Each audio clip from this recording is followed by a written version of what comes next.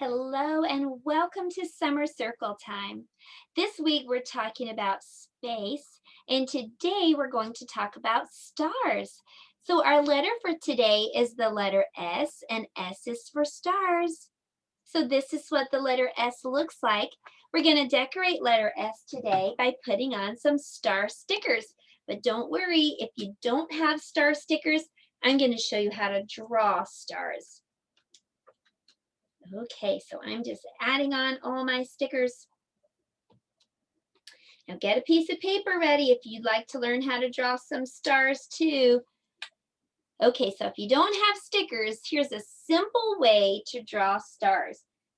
You start by making a triangle with no bottom. So do you have your paper ready? Okay, here we go. Let's make a triangle with no bottom. Now I'm going to put dots on the ends. That just helps me when I'm starting out. Okay, so I'm going to go under the top dot and I'm going to make a line that goes straight across. I'm going to put dots on the ends of this line. Now I'm just going to connect the dots. I'm going to make this dot come down to there. And there we go. I'm going to do a line the other way. So that's how you make a star. It's a super easy way. Let me show you another one. So make a triangle with no bottom. Make a line across the top, just under the point that's at the top. And then you're just going to slide this way and slide the other way. Now, if that still seems a little bit complicated, what you can do for your letter S today is just make some X's like that and keep going. And that makes a fine star too. So decorate your letter S today with stars. Now that we know what letter S looks like, let's talk about what letter S sounds like. Letter S makes the sound S. It sounds like a snake. Letter S says S. And this is the hand motion for letter S. Can you do this? Take your hand and curve it this way and that way, just like a slithering snake. Okay, so letter S says what? Good job. And today we're learning that S says as in stars. Let me tell you some facts about stars before we learn how to write the letter S. Stars are just great big balls of hot gas in the sky. Stars can come in 4 colors: white, yellow, red, or blue. Did you know that our sun is actually a star? Well, God made the stars and the planets and all things in space and on this planet Earth. That is pretty cool. Well, I'm going to show you how to make a letter S now. So letter S looks like a snake and it sounds like a snake. See? It looks like a snake that's slithering this way and that. You can practice writing letter S on your paper right now, but if you don't have paper, just skywrite letter S like that. That's the uppercase S, and the lowercase s looks the same. It's just a little bit smaller. So go this way and back. Okay, now that we know what letter S looks like, we know what letter S sounds like, and we know how to write the letter S. Let's blend with the letter S. If you'd like to know how to read, this is how you learn to read. You first have to know what the vowels are. So if you know the vowels, can you help me say them as I write them down?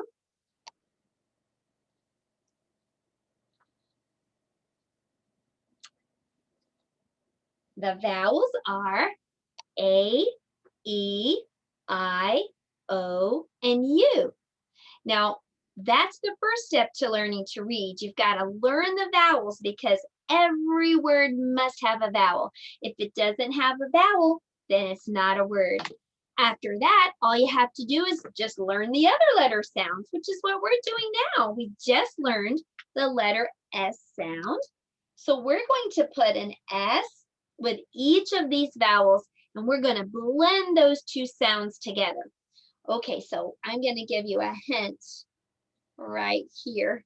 What does letter A say? What does it sound like? It reminds me of a baby. And what does a baby say? Ah, ah, ah. That's our hand motion and our sound for letter A. Ah, ah, ah. Okay, so let's just blend these two sounds together.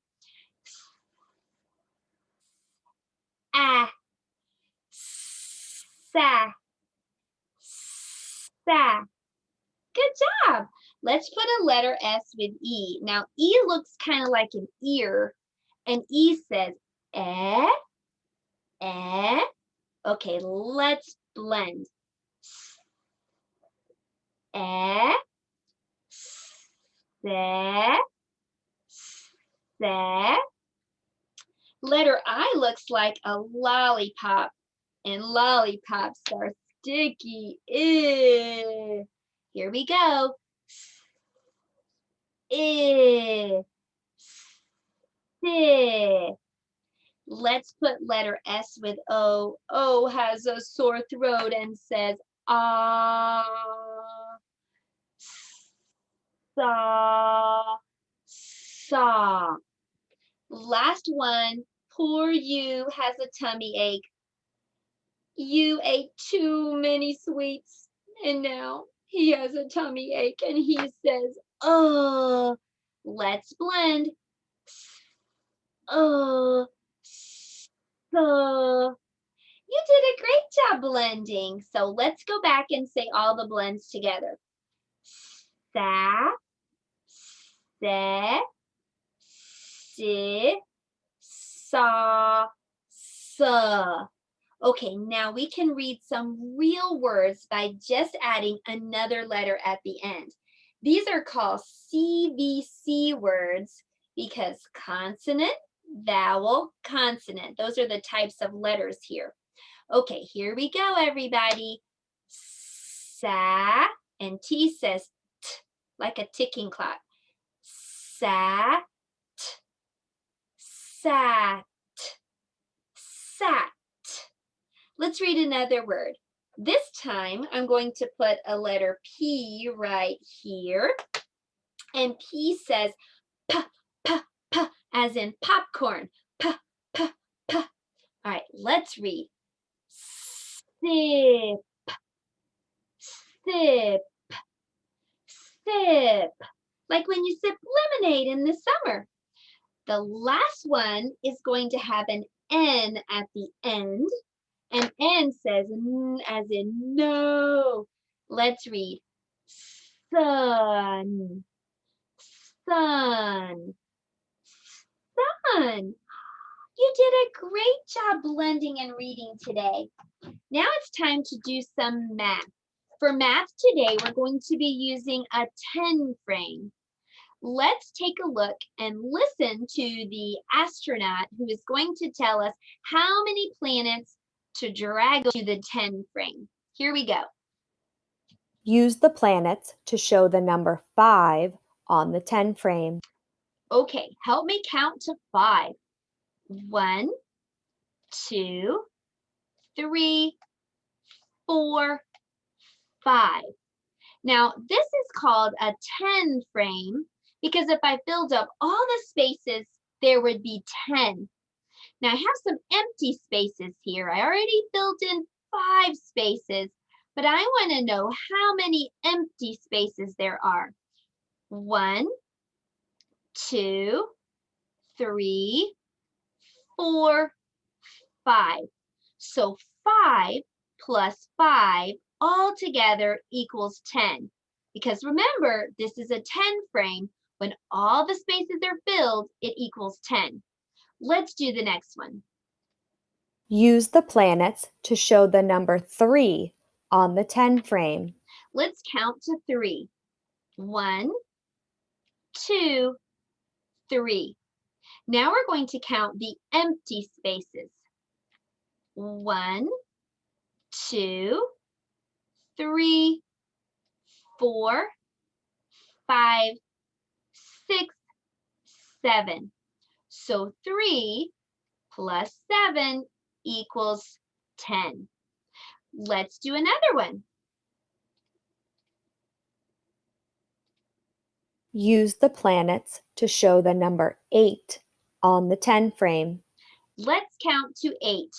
1, 2, 3, 4, 5, 6, 7, 8.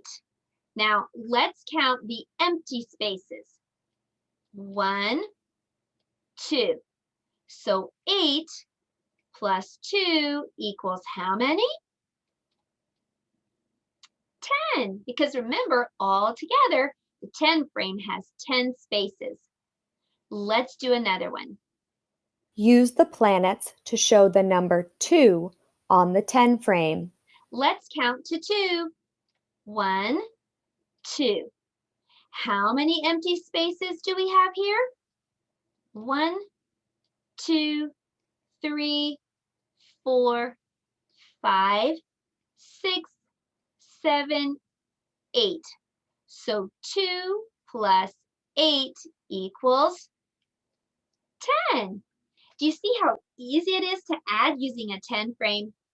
Now you've been working so hard, I think you deserve a break. Do you know the song Twinkle, Twinkle, Little Star? Well, do you know the hand motions for this song? I'm going to teach them to you right now. So when we sing Twinkle, Twinkle, Little Star, you're going to do your hands like this. Twinkle, twinkle, just like that. When it says up above the world so high, you're going to make your arms like this, like the earth. Another word for the earth is the world. Then when it says like a diamond in the sky, you're going to bring your hands together and make a diamond shape. Are you ready to sing? Here we go. Twinkle, twinkle, little star, how I wonder what you are. Up above the world so high, like a diamond in the sky. Twinkle, twinkle, little star, how I wonder what you are. Well, today for art, we're going to make some stars, and we're going to need something to keep our clothes from getting messed up. I'm going to put on an apron, and we're going to be painting the night sky and all the stars in it. So I'll meet you over at the art table. Well, here we are at the art table, and we're going to do something kind of fun for our art project today, but it's also pretty messy, so make sure you're wearing old clothes, and I'm going to be using this bucket from the kitchen so that I can hopefully keep the paint inside of it. Okay, so I'm going to put a piece of black paper in my bucket, and then I'm going to be using some white paint, make sure it's washable, and a toothbrush. If you don't have a toothbrush, I have some other ideas. You could use something maybe like this scrub brush, anything with bristles that you can run your hands against. Okay, so here's another tip. I don't want to get paint on my hand, so I'm going to put my hand down into a baggie. All right, so I've poured some paint into a paper cup, and I have dipped the paintbrush into the paint, and I'm just going to bump off some of the excess paint. Okay, now I'm just going to run my hands right on top of the paintbrush or the toothbrush. And as I do that, take a look at the black paper. It splatters, the paint does, and it makes stars all across the black paper. It looks like the night sky. You can keep going and make as many stars as you'd like to. Well, there you have it. That's our art project for today. We made lots and lots of stars in the night sky. Okay, now we're going to do story time.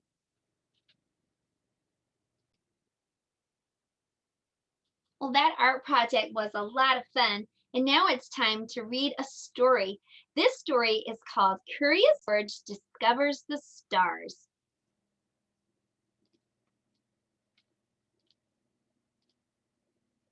Have you ever wondered how many stars there are in the sky? George has, especially when he's in the country. In the country, the summer nights are cool. You can hear frogs croaking, and the sky is full of stars. One night, George was outside looking at the sky when he heard Bill's voice. Hi, George. It's a great night for stargazing. Bill called from his window, but George wasn't just looking at the stars. He was trying to figure out how many stars there were in the sky. There must be hundreds. Not even scientists know how many stars are up there, Bill said. George thought it was time somebody found out. George knew the most important rule of counting anything was keeping track. He found a notepad and pencil and made a mark for each star as he counted it. There were so many stars to keep track of, but he kept at it. 1, 2, 3, 4, 5. But George fell fast asleep mid-count. That was okay. After a good night's rest, he would be ready to start counting again the next day. There was only one problem. His counting system didn't keep track of which stars he had already counted, so last night's count didn't count. George figured the only way he could count the stars without losing track was to count all the stars really fast before he fell asleep. But it didn't work. He wasn't fast enough. Bill stopped by the following day. Morning, fellas. The man with the yellow hat waved, but George was still sleepy and too sleepy to wave. George was up late counting stars, the man said. Too bad you can't count stars during the day. They're always up there, you know, Bill said. We just can't see them because the sun is so bright. George wasn't so sure. He wondered what really happened to stars during the day. Maybe they went to sleep or got blown out like birthday candles. Wherever they went, George couldn't count stars that he couldn't see. There are lots of differences between the sky during the day and the sky at night, the man said. We can see the moon and stars at night, but we can see the sun only during the day. Right, said Bill, because at night the sun is shining on the other side of the earth. When it's nighttime here, it's daytime there. When it came to day sky and night sky, George was sure about two things. He couldn't count stars during the day, and he couldn't count all the stars in one night. But he wasn't going to give up. George took a good long look at the night sky. The stars were scattered around like confetti, and just like confetti, there wasn't a pattern to the way they were arranged. Unless George noticed a group of stars that looked familiar. They looked like a big upside-down cap. George could use this star shape as a placekeeper. He counted the stars below it and marked them on his pad. Then he counted the stars above it and on each side. George had a system. He could use star shapes to keep track of which stars he had already counted. When he got tired, he could go to bed and know where he left off for the next night's count. At the end of the week, it was time for George and the man to return to the city. George had made a lot of progress on his star counting, and now that he had a system, he could count stars in the city too. So George had a lot of fun stargazing and star counting. Maybe you can do that tonight. Look up in the sky when it gets dark and see all the beautiful stars. I'll see you next time. We're going to talk more about space in our next Summer Circle time. Until then, goodbye.